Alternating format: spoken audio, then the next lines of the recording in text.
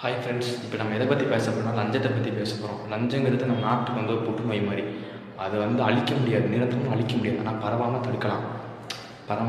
இப்போ போன ஜென்ரேஷன்லாம் இருக்க வச்சுருக்காங்க, லஞ்சம் வாங்கியும் பழகிட்டாங்க, கொடுத்தும் பழகிட்டாங்க.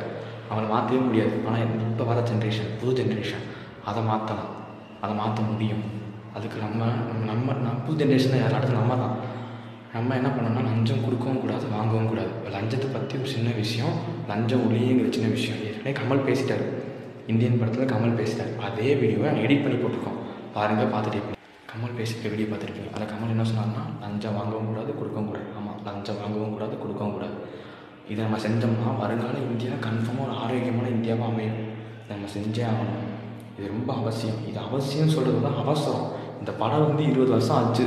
இந்த இந்தியன் படம் அதில் கமல் சொன்ன டைலாக் இப்போ வரைக்கும் நம்ம நாட்டுக்கு பிறந்தது. அப்படின்னா என்ன, லஞ்சம் இன்னும் அழியலை. அதான் லஞ்சம் அழியாது. அதை நம்ம ஜென்ரேஷனுக்கு பரவ விடாமல் நம்ம பார்த்துக்கணும். சரிங்களா? பரவணும். இது நம்ம எல்லாருடைய கடமையும் இது நம்ம செஞ்சே ஆகணும். செஞ்சால் தான் நம்ம நாடை நம்ம காப்பாற்ற முடியும். இல்லாட்டி நம்ம நாடு அழிஞ்சு போயிடும். எல்லா நாடும் வளர்ச்சி ஆகிட்டு இருக்கும்போது நம்ம நாடு மட்டும் அப்படியே இருக்குது.